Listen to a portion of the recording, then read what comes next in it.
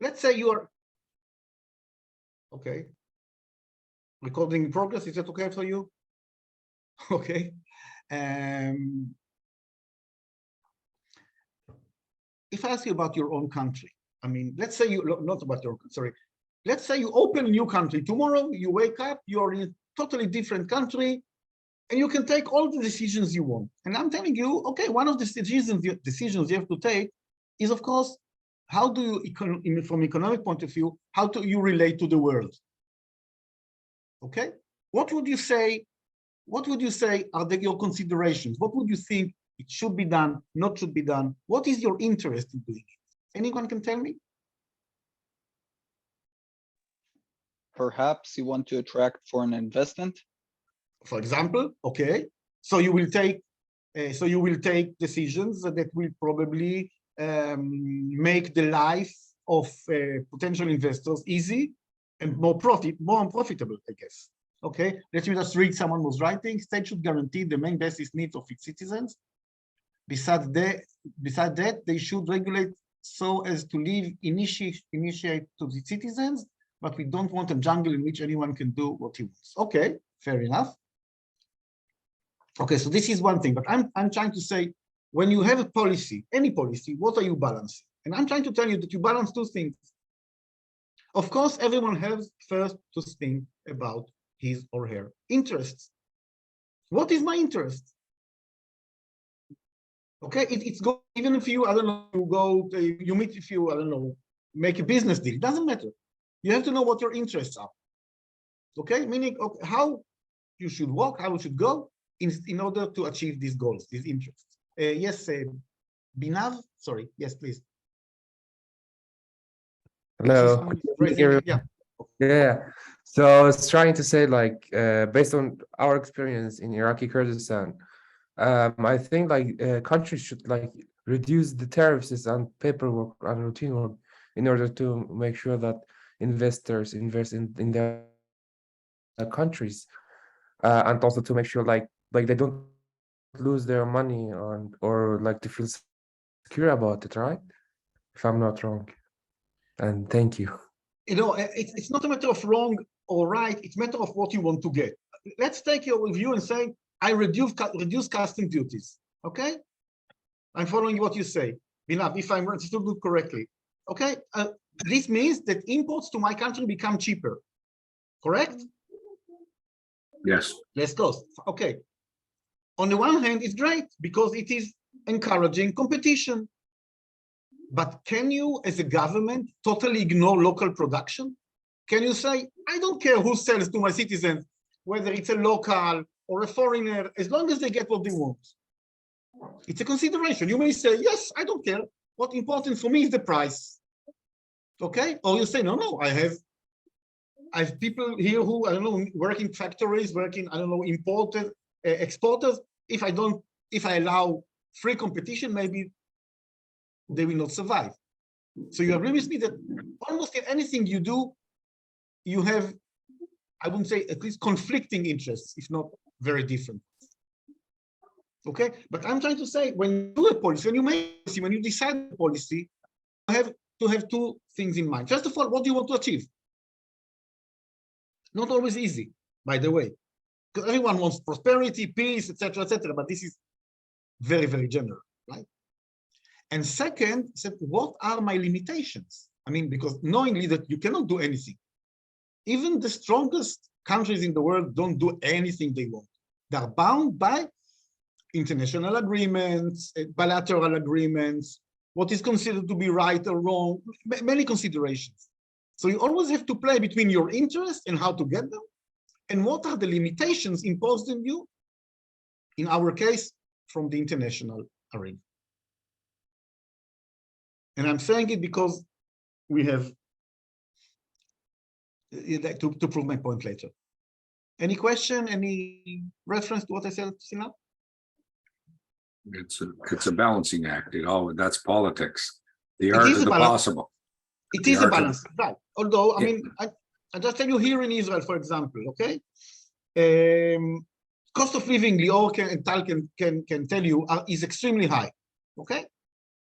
and the government is looking for ways to decrease cost of living. One of the ways was basically to allow people to buy online from abroad without paying customs or VAT up to a certain ceiling, okay? So you say it's great, everyone can purchase what they want. But then the local industry is coming and say, what are you doing? I mean, we are bound by so many taxes and regulations, whatever, and you just allow importation in order to reduce cost. You reduce cost, you will kill us in the winter.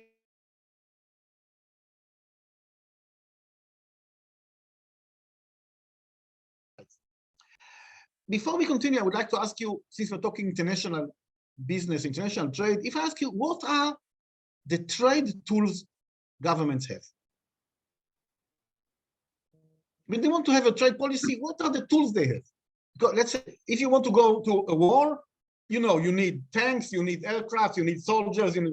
If you want to achieve your trade goals, economic goals, what are the tools you have? You make laws. I mean, and you are in charge of the monetary policy of that country. Obviously, that's going to direct some power that you can have. But more direct to trade, sir. What more direct to trade? What are the tools for trade policy? Sorry, I don't quite understand. When a country needs to have a trade policy, okay? A trade policy means what to do in order to have a trade policy. What are the tools you have? Well, obviously, import duties, as somebody just talked about. Very good, import duties, but also import duties is more complicated because you have to agree on what you import customs duties and on what rate. And, okay? and in this country, we often underwrite new startups of companies to help them get started and compete internationally. Okay, this we call in a way subsidy. Yeah, one of the big questions, and we'll get to that later. One of the big questions about subsidies is how legal they are in international trade. Because what does a subsidy do? What does a subsidy do? Aaron, would you like to reply? Well, yeah. So I think this is the larger challenge when you have, let's say, legacy trade regulations, is that you're stuck between the rent seekers who are benefactors of the existing policies and have basically constructed enterprises and are ultimately somewhat regulatory. There's almost like a bilateral regulatory capture on both sides. And then the competitive landscape as the world changes, right? So omni-channel and online ordering exploded like everywhere in the last 3 years. But if you still have legacy retail, you're putting your citizens at a disadvantage, right? I mean, their purchasing power is actually dropping.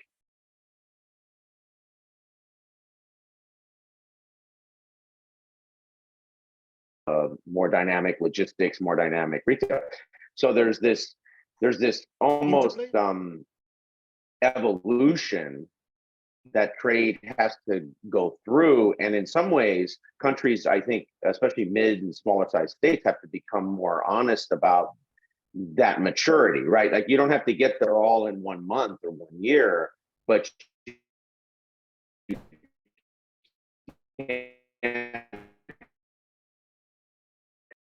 it's so large, it's so fast. And so, sorry for the teapot right now. Let me turn that off. I was making tea. So, but the challenge structurally is that if you take any, and it doesn't matter what country it is, the technology that is transmitting itself through so many industries now, whether it's banking, everything to do with micro banking, fintech, et cetera. A country can sit there and say, nope, we're going to shut it off, stay with basic depository banking, very rigid trade control rules around who gets loans. Basically, the state decides who the winners and losers are in the loan credit business. Small businesses get very limited access to capital. If you construct that policy, I mean, your trade will become so constrained. Whereas if you construct a more, let's say, maturing and evolutionary policy, you don't have to do it all at once. But I do think there is this acknowledgement of a place that's moving in fast maturity and a that isn't. And I think Israel is this very strange case where you have some of the most dynamic tech and biotech on earth, but when you sort of strip all that away and all the cool branding and you get to like industry by industry segments, I mean, it looks a hell of a lot more like Bulgaria than it looks like Singapore across a lot of those stated type industries, utilities, infrastructure. I mean, the competition controls, it looks like a big urban city that's controlled by, you know, unions, contractors, the politician, regulatory, you know, capture cycle. And so that means it drives the cost of everything up through the roof. And then a place that might not even be as developed, but has a more balanced competitive environment like Malaysia right now. You know, you could argue Malaysia is more competitive across more segments.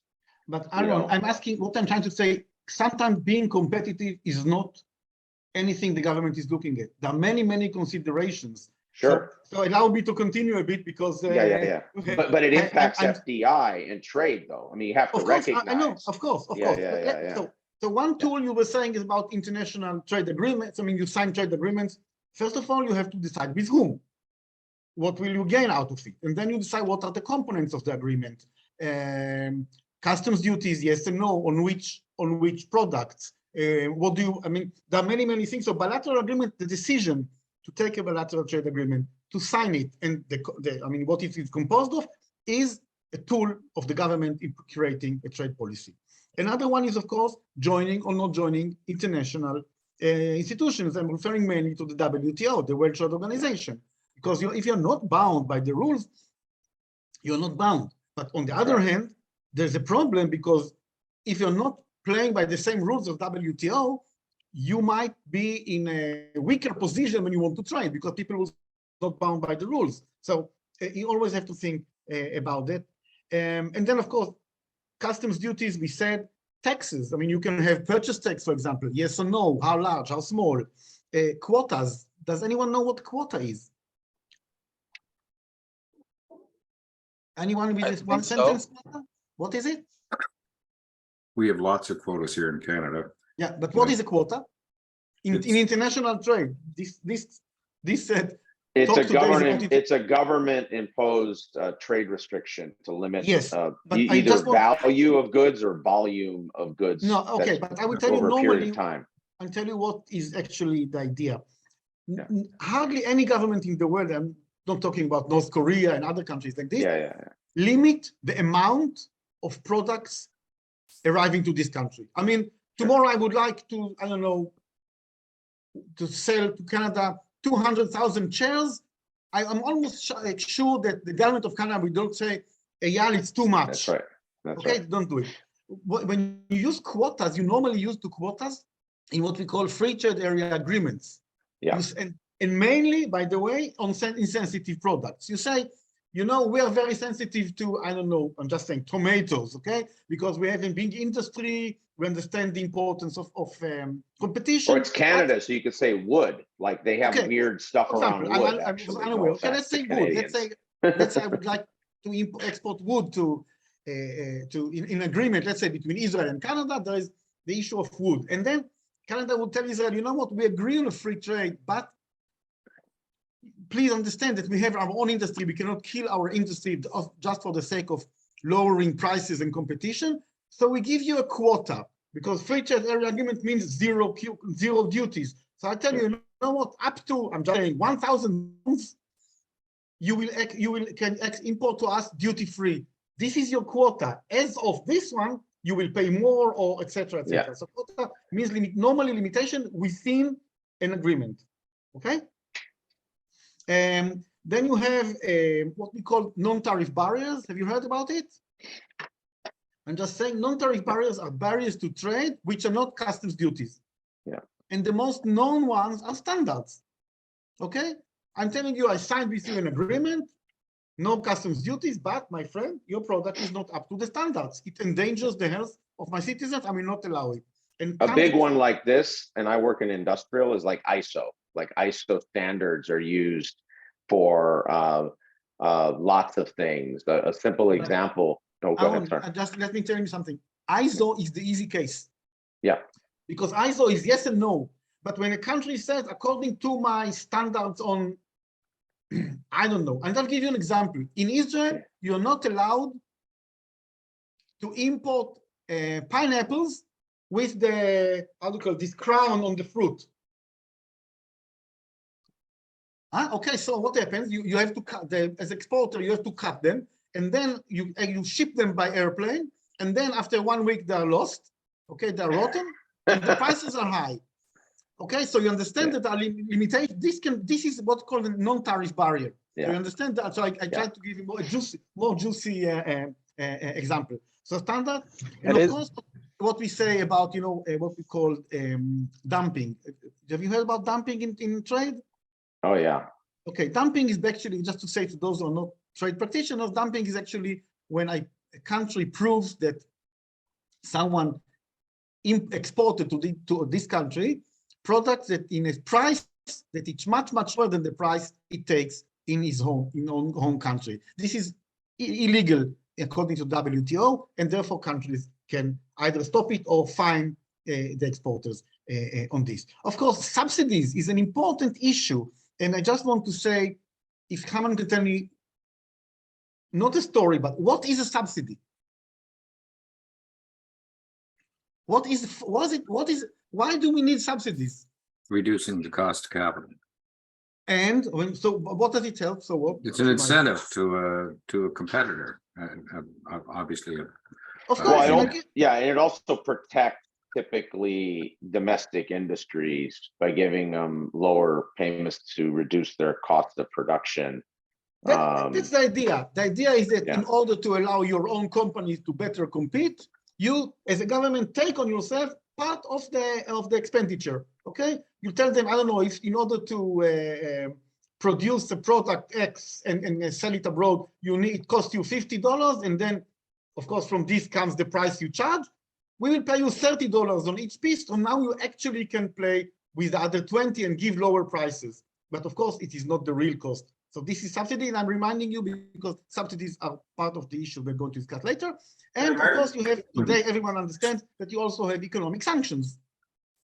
Countries today, and we see it in Ukraine, in Russia, countries impose economic sanctions on Russia. The idea is not to have economic gains, normally they lose. The idea is to try, rightly or wrongly, to exert pressure on a certain government in order to change its policy. So economic sanctions is also a trade tool. Yeah, and subsidies are unique because based on sort of the industrial policy, a country that it favors, a country will emphasize. Some are very financial oriented, like tax subsidies, like the UK does that, but some do production subsidies, like China. I'm cutting you a bit because I need to. I'm on limited time here, so please excuse me, Aaron. Okay. Of course. Okay, I would like to come to you to a very basic term, which is for me important and means a lot to our discussion, which is called dependence and interdependence. What is dependence in international relations? What is dependence, and why is it important? I mean, when a child is depending on his children, we understand it's natural. But why? What is in the dependence in international relations? Why do we care about it? I think it involves other, how do you say, other arguments aside of just like the economical equation of whether is it worth it. First of all, I haven't seen who was talking to me, but I didn't understand what you were saying. I mean, I heard the English, but I didn't understand what you want to say. Can you say it again, please? I mean, if one country is dependent on another for international aid or security or anything like that, you might make trade that it wouldn't be beneficial otherwise. Okay, anyone else? Can we say, like, if a country is hegemonic and overpower the jurisdiction of another weak state, other regional countries, their policy making progress? you touch in what I was trying to say. Dependence means that normally you want to take a decision, you are depending on someone else to be able to execute them. So if I'm depending on you for oil and you are my only supplier, I will listen very, very, very carefully to what you say, and I will be very cautious not to make you angry, because you can shut my supply in a minute. So dependence is something that countries normally don't like. And by the way, today we talk about interdependence, because the notion is that nobody is depending on the other by 100%. Somewhere between 0 to 100, but still we normally talk about interdependence.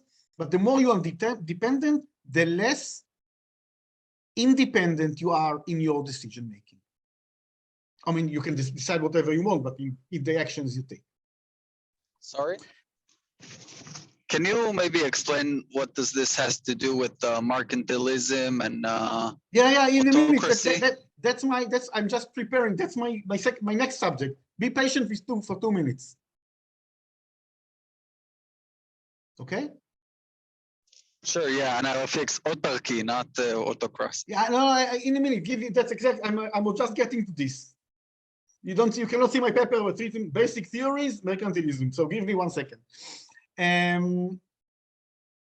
But what I would like to also say, that to add another dimension to our discussion, is dependence is one thing, but it always connects on to what we call certainty and uncertainty.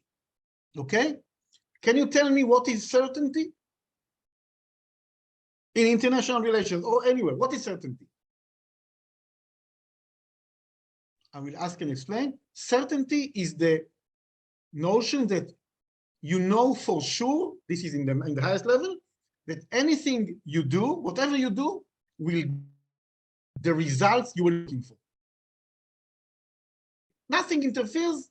I decide something in order to get this and this goal. The moment I take this action, I achieve my goal. When it is 100% certain. Uncertainty is the other way around. I mean, I have no idea whether what I'm doing now will bear the fruits I was looking for. And just out of curiosity, what do you think? Our world is more certain or uncertain?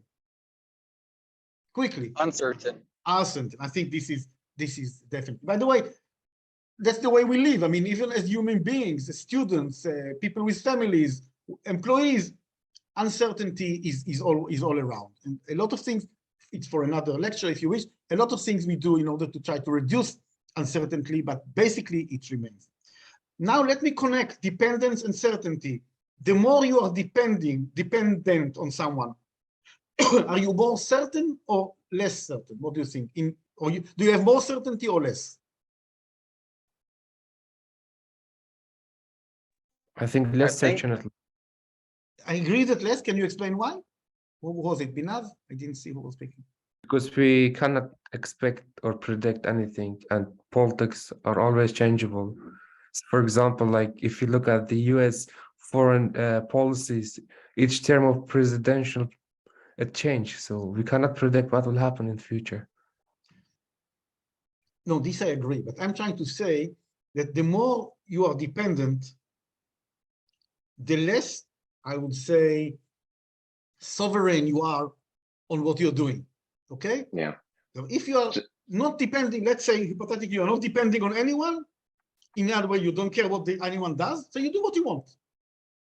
Because you know your decision surface space collapse dependency, because you're basically dependent on the other party's not necessarily collapse, but in a very high potential not to achieve what you were looking for. Sometimes it works, but yeah, I would say generally speaking, the more you are the less dependent you are, the more uncertain is the environment you are playing in. Yeah. And you're also becoming dependent on the other party's game theory. Of course. And that's the real challenge. Of course. Yeah. Of course. But even please. Is this always negative? Can you be dependent on the price oil of a neighbor country and then the price drops and you actually benefit from being dependent? Like, is it always negative? Isn't there an assumption saying yes, That's, for me you it's know, always negative. It's always States hate negative. each other. It's for me it's always negative because it makes you less independent as a country.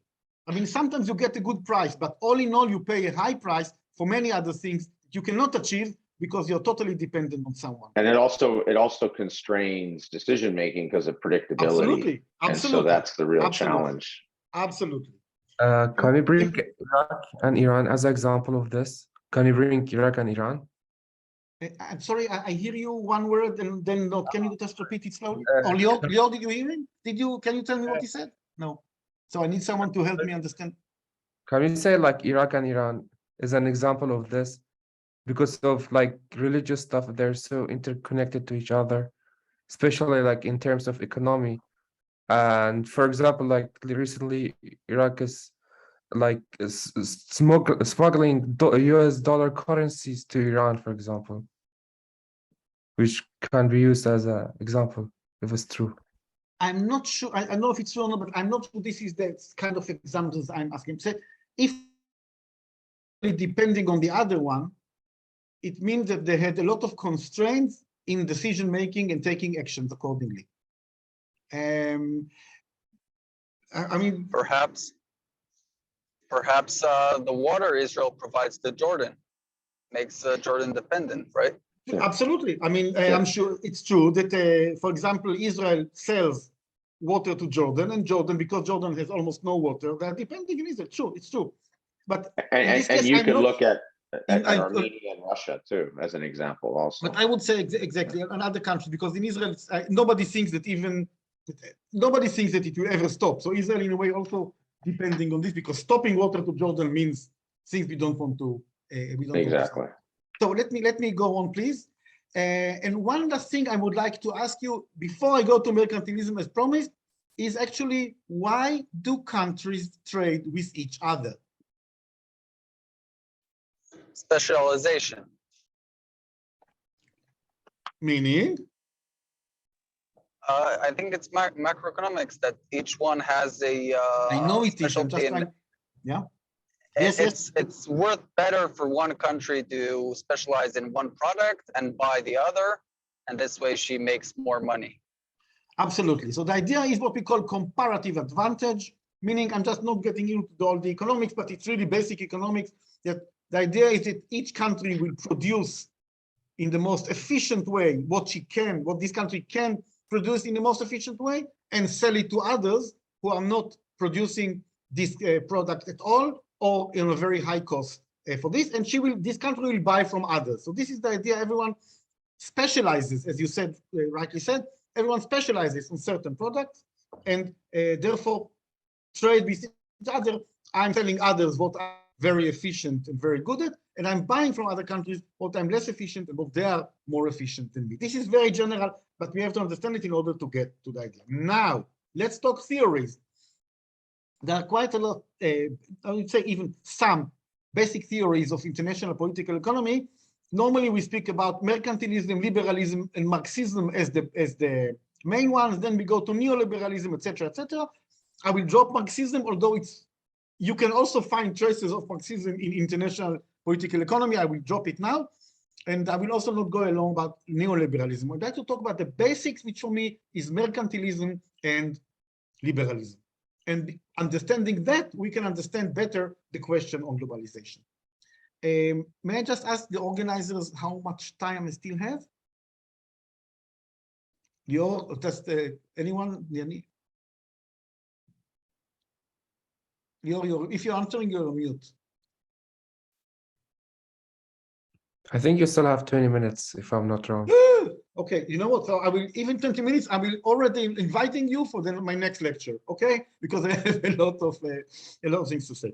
Okay, so let's go to the basic theories. I would start with mercantilism. And what is interesting about mercantilism for me, I will of course explain in a minute what I mean by this, but actually you can find a lot. I don't know if I know you're all people who deal with international relations. I'm sure you studied theories, and I'm sure you're all aware of maybe the main theory of international relations called realism.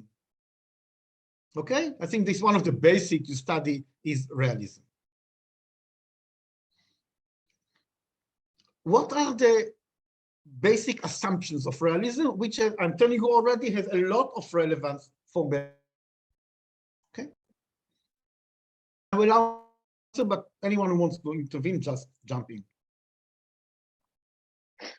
That states act in their own interest first. Yeah, but I need one step before. First of all, the central players on the global the state arena is the are key states. actor. Exactly. Yeah, The actors are states. What Yeah. is important is the states, their interests, what they do, what they don't do. So we talk in this way of thinking, we look at countries, at states, at governments. Okay? It already tells you that what drives these governments is what they believe is the national interest. Yeah. Okay? What are and then the other assumption is that countries are on a constant competition. Countries are in constant competition for what? One word? Power. Game Power, absolutely. or survivability. In a minute. Yes, that's the next point. But first of all, they need power. Okay? Countries are struggling for power. What is the main interest of countries? As we say, countries are the main actors in our world, according to theory. They're looking for power in what we call a zero-sum game. What is a zero-sum game? One side loses, one side wins. Exactly. You can always, I'm always telling my students that zero-sum game, you can look at it as a cake. You have the whole cake. The more I have, the less you have. Very simple. Or your parents. That's the joke I used to hear. The what? Your parents. Why? When you're young and your parents, and you win or you lose, and that's it, right? They say you can't do something, you can't do something. It's it's limiting. It's they're constraint actors. They're limiting actors, basically. Okay. So we have countries fighting, not necessarily fighting in weapons, but I mean competing on become stronger with the notion that if I don't become stronger, I become weaker. If I'm weaker, someone else is stronger than me. We cannot all be either strong or weak on the same way. So our system is characterized by a constant struggle for power by countries. Okay? And the reason is, as Binaz was saying, survival. What is guiding people under this line of thinking is that if you're not strong enough, you do not survive. Okay? It's kind of a, I would say, cruel and brutal world that maybe we would not like to live in such a world, but to a great extent we do. We would like our world to be all a love, peace, and happiness, but unfortunately, this is not the world we're living in. But why am I telling you this? Because this has a direct bearing on the economic policy and behavior of countries. First,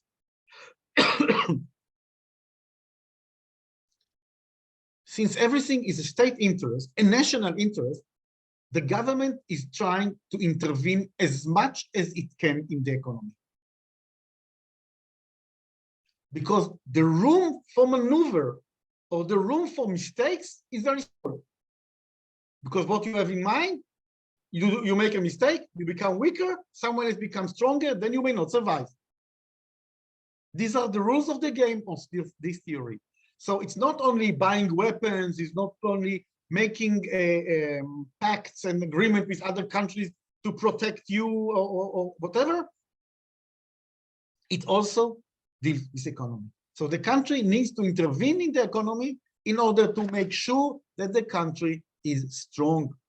Because a strong country economically will probably be also strong, or at least have the potential of being strong politically and militarily. Okay, so what is the opposite of state intervention? I will tell you. When you talk about the market is, of course, the the mirror picture, okay? And what do we talk? What is the, when we talk markets, what is the name? What is that, sorry, the word we are thinking about? Markets are? Capitalism. No, okay, but it's not what I mean. Markets are volatile. Free. Free and volatile. What is volatile? You all understand? I mean, they can go up and down, down and up. There's no order, nobody's telling them what to do. Okay? So a state, a government who wants to be powerful in order that the country will be powerful and will survive, cannot allow itself to let market forces control its economy because they're volatile. Today something is up, tomorrow is down. Today everyone produces this product, tomorrow other products. You cannot plan. For governments like this, the market is the total uncertainty. So the less they are depending on this government according to this line of thinking, the less they are dependent economically, the more they can control the future and achieve their goals. So they cannot say, let the government play, let the market play. They cannot allow it. Therefore, these countries intervene in the market. To what extent? It's different. But the idea is intervening. We cannot allow volatility to dictate our behavior, our policy. Okay? What does it mean? And please take me now back to what we talked about comparative advantage. I think it means even though another country can have a comparative advantage, we'd rather not allow them to gain when it's perceived as if it's on, like, at our expense, because it's a zero-sum game. So that Very means good. no cooperation. Let me just say, it's very good. Can you elaborate a bit? No, I'm not sure I know. Sorry. Okay, so I can do it. It's okay. No, I think you said it very very well. The whole idea, as we said, of globalization, of international trade, is that I'm selling you what I'm good at, and you are, meaning efficient and produce it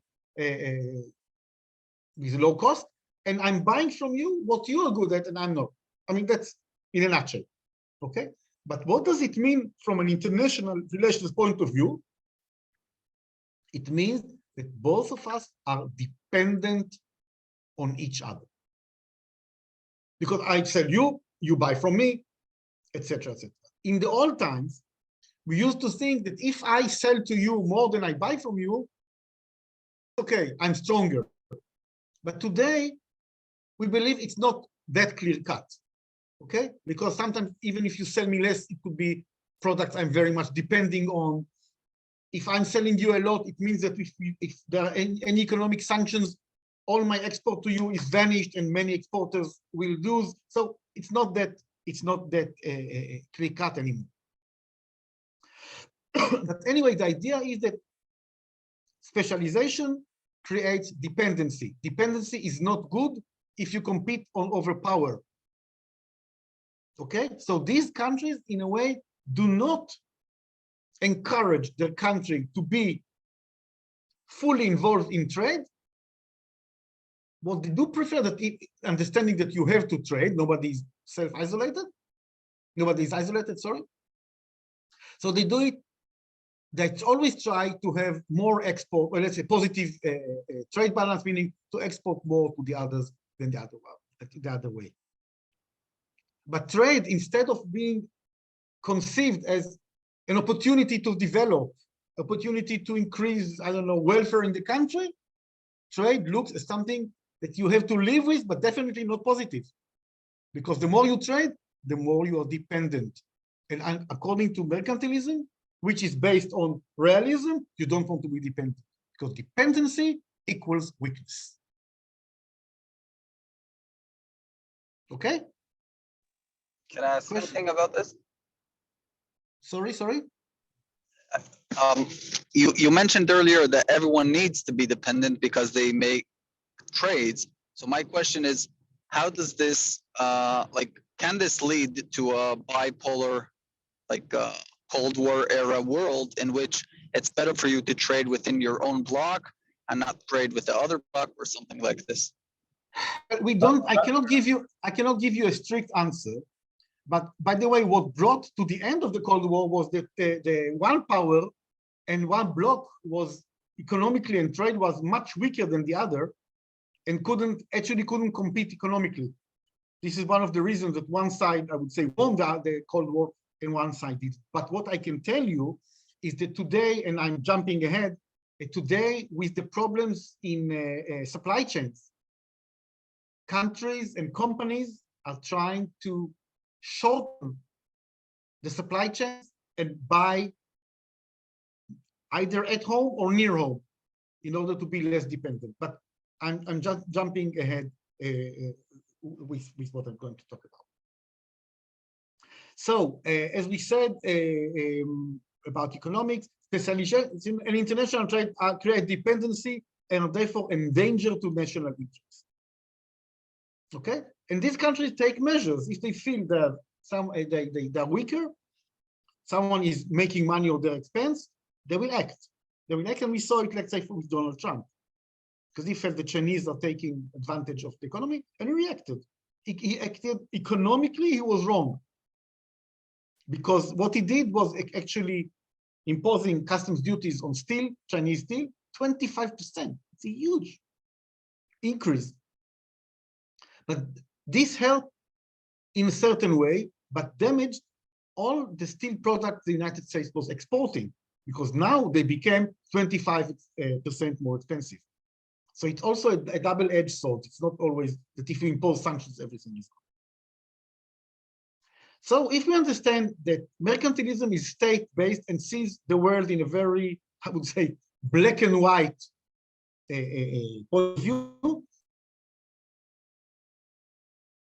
I would like to take you now to liberalism, because it is an opposite. It's an opposite. Dr. Inbar, just want to point out, we do need to finish soon. So what I'm saying, Leo, what I was trying to say, thank you for reminding me. I very much enjoyed these Q&As, and not to just talk what I have and then. So I would suggest let me on these 5 minutes, and I really wouldn't mind if you sat with me another day and we continue. We continue on another day. Is that okay for you? Tal, it's okay. I see you here because I really needed this introduction to have the same level playing field before we go to globalization and what we have now. We can set another lecture in the coming. Very good. So I will. Okay. So if it's okay with you, because I haven't made the point, but I felt it's important also to listen to people, understand what they understand, what they wish to say. And for me, it's very much okay to continue in another time. And after we did this introduction, to go straight away to what we want to say. Tal, is it okay for you? Yeah, it's okay. But you want another. So so let me just start with the other theory, which will help me very much when we meet again. Actually, the opposite theory of international political economy is liberalism. You can understand from the word liberalism means liberal means free market. Free. And this is the total opposite of an economy which is managed by the country, hence less free, if not non-free at all. Okay, so you only from the name you can see the difference. Which they argue that market lead itself. They argue that market lead itself, it correct itself, and they need like the minimum intervention of governments. Yes, but let me develop it a bit before we, okay? According to liberalism, economy develops spontaneously, meaning nobody is dictating what to do, okay? And is ran by its own internal logic with no need for government guidance or management. I take you back to the 1776 when Adam Smith wrote his famous book about the wealth of a nation. He referred to something which is called the invisible hand, meaning that there is a certain logic in how the world is managed economically, but it's not in the hands of anyone. not one person, not one country, not a block of country. Nobody is dictating the rules of the game globally, but still everyone, in a way, obeys to this invisible hand, which in a way sets down the framework of action economically. Okay? So, Binav, you are right. I mean, it means that governments do not run the economy. Governments do not manage the economy. Governments do not take decisions or take as less decisions as possible in the economy. The market, the economy have their own logic, and they will manage. Okay? What is behind the economy? What does the economy or trade wish to achieve? In the former theory, we said they wish to achieve, what is the main goal? Comparative advantage. To have Power. prosperity. Power, yes, yeah. Okay? Here, the goal is different. Nobody talks about power. Yep. The rationale of the economy, according to this theory, is increasing efficiency and increasing and human welfare. So you see, first of all, it's not the country, it's not the state who is in the middle, it's us, human beings, the people. And what is important for us people is not that our country is strong, is that our country is wealthy, and we actually have our welfare is good. Okay?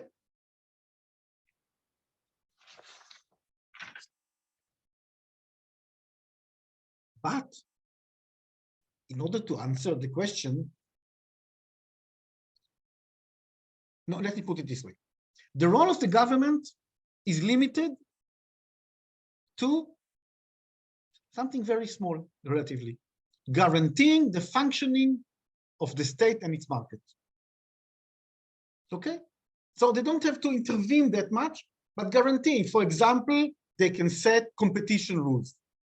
You know, you heard about antitrust, monopolies, etc. So this is something, according to this theory, that government should do. Because if someone becomes too powerful in the market, it distorts the market, and it's not really a free market. So this is something government can do. Okay? But not much from them. Definitely not running the economy. And the last thing I would say about it, which is important because it brought us a lot of criticism, is the notion of trickling down. And by this I will finish. Do you know what trickling down is? It's a theory that Absolutely, yes. a larger buyer, consumer, producer is going to create benefits that in essence trickle down or are multiplied through the economy. Exactly. The idea is that those who are successful money out of the economy, eventually, according to this thinking, this wealth will actually trickle down. I'm doing like this with my fingers, and people who are not rich will also benefit to a certain extent, and they will be happy, even if they're not those who make most of the money and most of the welfare. And I will finish it by telling you that this trickling down brought the big dissatisfaction, in my view, from globalization, which put us with some other factors in the state where we are today, when people are questioning whether globalization should continue the way it has done so successfully for 20 or 30 years. Which will help me, if you bear with me, for the next lecture, I'll be very happy to develop it further. So I thank you very much for now. Tal, any concluding remarks? Yes, Leo. Yes, Leo. So thank you all for coming. Thank you again, Dr. Inbar, for joining us. And we'll hope to see you in the next event. We'll set up a sequel for today. For those of you, if you're not yet an IDI member, feel free, you can follow us on social media, on Facebook and Instagram, and get updates on all the other work we do. And we hope to see you all in future events. Especially in my second lecture, don't forget. Thank you. Thank you, Doctor. You're most welcome. ליאור, תישאר שנייה על הקו, אם לא קשה לך איתי.